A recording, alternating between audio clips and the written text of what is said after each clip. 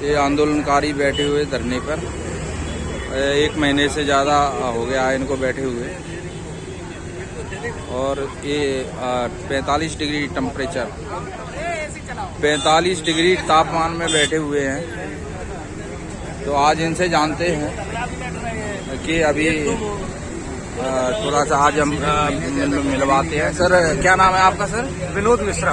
अच्छा, विनोद मिश्रा जी। विनोद मिश्रा जी, आप इतने 1 महीने से ज़्यादा हो गया, 1 महीने से ज्यादा हो गया और धरने पे बैठे हुए हैं, तो अभी आगे की क्या रणनीति है? आगे की रणनीति हमारी ये है कि हमें सबसे पहले तो जो हमारा धरना चल रहा है ये सबको मालूम ही हो गया है, पूरे ग्वालियर संभाग में और चंबल संभाग में जो है ना, दोनों जगह सब लोगों को मालूम पड़ चुका है। लेकिन गवर्नमेंट बिल्कुल गूंगी और अंधी हो चुकी है, इनके कान बहरे हो चुके हैं, इनको कोई समझ में नहीं आ रहा है। तो अब इसके बाद हम धरना, अगर यहाँ से सीधा हम भोपाल के लिए रुख कर रहे हैं और जल्दी से जल्दी भोपाल में धरना देंगे और अपने ज्ञापनों को सौंपेंगे मुख्यमंत्री और राज्यपाल साहब को, और गृह मंत्रालय में भी हम जाके पूरी कोशिश करेंगे, गृह मंत्रालय में भी जाके मिलेंगे। जी सर।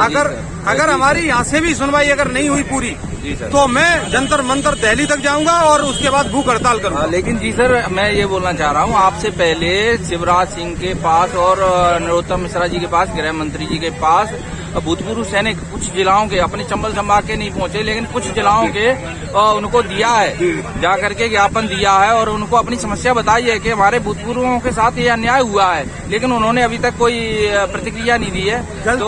गलती तो हो गई है उनसे।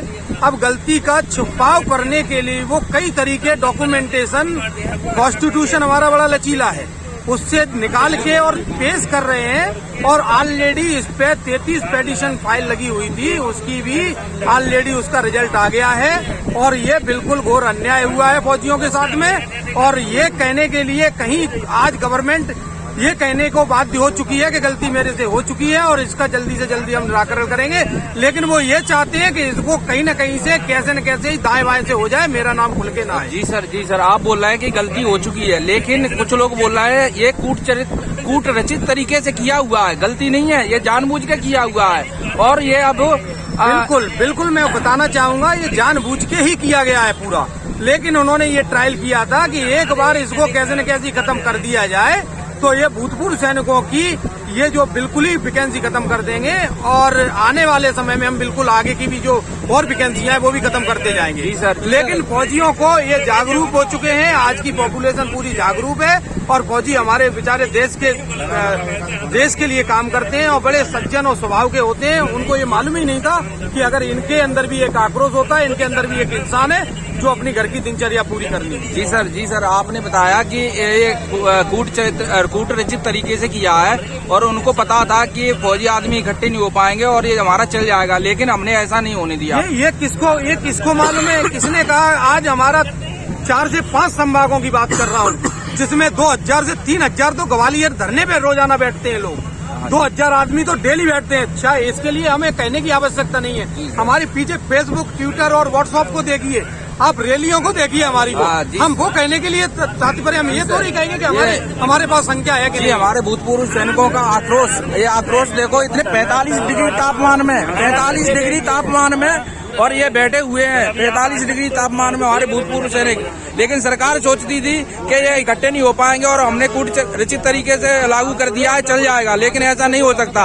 और हमारे ये बैठे हुए हैं। और सर, आप क्या कहना चाहते हैं? ये अभी आगे की रणनीति क्या है? आगे की रणनीति हमारी 2 है सिर्फ अभी। बताओ सर। एक तो NH है जो अपना मुरैना वाला, इसको जाम करना है और उस पर सरकार नहीं समझ में आ रही है।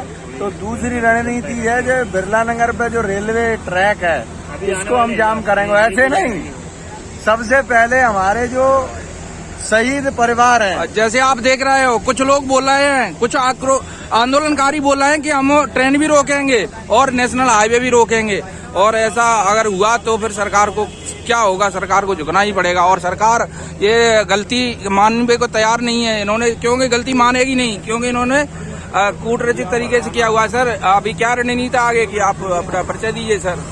मेरा नाम इंद्रपाल सिंह तोमर है और हम लोग पूरे पूर्व सैनिक 1 महीना हो चुका है, 3 तारीख से धरने पे बैठे थे, आज 3 मई हो गई है, 3 अप्रैल से बैठे थे। और हमारा एक ही लक्ष्य है कि हमारा जो हक है सरकार से हम उसको लेके रहेंगे। जब तक यहाँ डटे रहेंगे, जब तक हमें सरकार हमारा हक दे नहीं देती। और आज पूर्व सैनिक बिल्कुल शांतिपूर्ण तरीके से धरना प्रदर्शन कर रहा है, परंतु अब ऐसा लग रहा है कि हमें इस आंदोलन को और भी उग्र और शीघ्र आपका कहने का ऊंचे लेवल पे ले जाने की जरूरत है। कहने का टोटल तात्पर्य यह है कि सीधी उंगली से घी नहीं निकलता, नहीं निकल रहा है, उंगली टेढ़ी करनी ही पड़ेगी। तो ये देखो हमारे आंदोलनकारी और ये क्रांतिकारी मान लो इनको, अब ये क्रांतिकारी के ही तौर पे करेंगे और ये सीधी उंगली से घी नहीं निकलेगा। एक बात और भूतपूर्व और सबसे बड़ी बात ये क्या है, शहीद जी सर। परिवारों का, उनके बच्चों का आरक्षण सबसे पहले सरकार ने खत्म किया है और जो संवेदना देती है कि हम जी सर। शहीद परिवारों के लिए बहुत कुछ कर रहे हैं। जी सर, शहीद परिवारों के लिए भी संवेदना, मामा बोलते हैं हमने बानियों के लिए ये किया 2015 में, लड़कियों के लिए हमारी बेटियां हैं उनके लिए भी किया था। 33% उनका आरक्षण खा गए। क्यों खा गए? ये अपनी मर्जी से कैसे कर रहे हैं सर? ये इनकी क्या है, तानाशाही सरकार चल रही है और ये अपन जल्द ही 2023 में बिल्कुल लालटेन की तरह फाड़ के फेंक देंगे। चलो जयकार बजा दो। भारत माता की जय। भारत